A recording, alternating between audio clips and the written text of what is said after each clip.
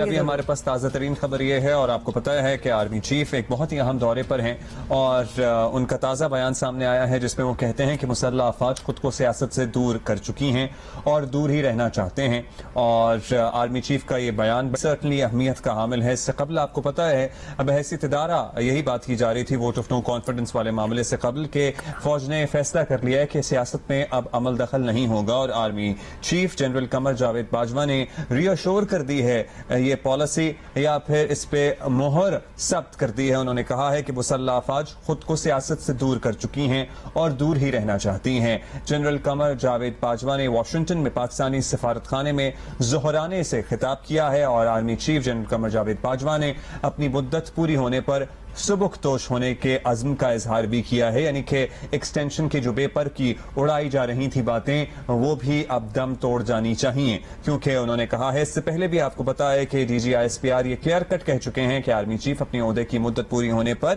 Retire ہو جائیں گے. انہوں نے کہا کہ ملک کی بیمار معیشت کو بحال کرنا معاشرے کے ہر حصے دار کی ترجیح ہونی چاہیے. یعنی سیاستدانوں کی, کاروباری اشخاص کی, عام آدمی کی, سب کی یہ ترجیح ہونی چاہیے. مضبوط معیشت کے بغیر قوم اپنے ٹارگٹ حاصل نہیں کر سکے گی. آرمی چیف نے غیر رسمی گفتگو کی اور یہ انہوں نے کہا ہے کہ مضبوط معیشت کے بغیر سفارتکاری نہیں ہو سکتی ہے. ظہرانے سے وہ خطاب کر رہے تھے پاکستانی سفارت خانہ واشنگٹن میں جو موجود ہے. پاکستانی سفارت خانے کی تقریب میں بڑی تعداد میں دیگر ڈپلومیٹس نے بھی شرکت کی ہے لیکن اہم ترین بیان یہ ہے آپ کو پتا ہے انہوں نے مہر تصدیق جسے کہتے ہیں نا ثبت کر دی ہے اس پالیسی پر جس کے بارے میں یہی کہا جا رہا تھا کہ ووٹ آف نو کانفیڈنس سے پہلے اور بعد میں یہی طے ہوا ہے.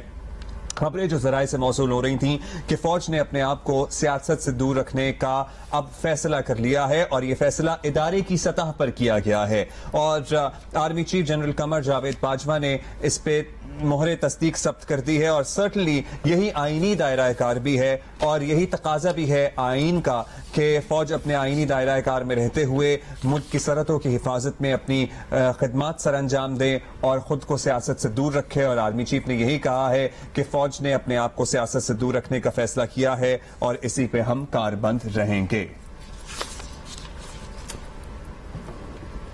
Army chief general Qamar Javed Bajwa کا یہ اہم ترین بیان جس میں انہوں نے کہا ہے کہ مسلح افواج نے خود کو سیاست سے دور رکھنے کا فیصلہ کر لیا ہے اور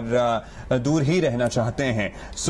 دس از the decision that was taken. اور آرمی چیف نے سفارت خانے میں ایک ظہرانے سے لنچ سے خطاب کیا. غیر رسمی گفتگو میں بھی بہت ساری باتیں ہوئی ہیں لیکن اہم ترین نقطہ اس گفتگو کا یہ ہے کہ انہوں نے یہ کنفرم کر دیا ہے کہ مسلح افواج خود کو سیاست سے دور کر چکی ہیں اور دور ہی رہنا چاہتی ہیں. میں سوچ رہا تھا کہ اس سے بہت سے لوگوں کی کیا امیدوں پر پانی پھرا ہوگا جو یہ چاہتے ہیں کہ فوج اپنا غیر آئینی کردار ادا کرے. ایک کلیئر کٹ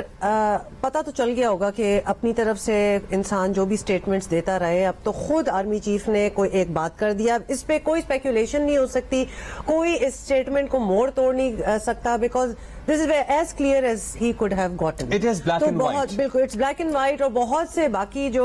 ہمارے لیڈران ہیں, سیاستدان ہیں, وہ بہت سی چیزیں اسپیکولیٹ کرتے ہیں, انسینویٹ کرتے ہیں, پاور آف سجیشن اپنی یوز کرتے ہیں, غلط بیانی کرتے ہیں. تو میرا خیال ہے کہ آرمی چیف نے بڑا اچھا کیا کہ خود ہی بتا دیا ان بلیک اینڈ وائٹ کہ what his intention. اور یہی آئین پاکستان کا تقاضا بھی ہے اور اسی کو ملوز خاطر رکھتے ہوئے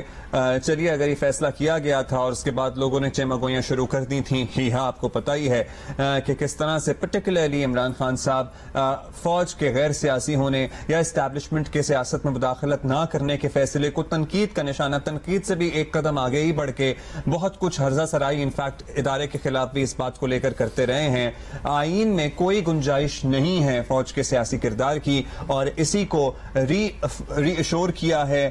اس کو ری افرم کیا ہے آرمی چیف نے اپنے تازہ بیان میں کہ مسلح افواج خود کو سیاست سے دور کر چکی ہیں اور دور ہی رہنا چاہتی ہیں. تو سرٹنلی پاکستان کے مسائل کا حل بھی یہی سب سے اہم نقطہ اور یہی میرا خیال ہے کہ وہ سب سے اہم قدم ہونا چاہیے جس میں جو ہمارا جمہوری سیاسی نظام ہے وہ اپنے تئیں فلرش کرے, سیاستدان آپس میں بیٹھ کے اپنے فیصلے کریں اور عوام کا حقیقی مینڈیٹ جو ہے اس کو جگہ ملے اور پھر یہ سسٹم فلٹر ہوتا جائے گا آہستہ آہستہ اور ایک مضبوط جمہوریت سامنے ابھر کر آئے گی.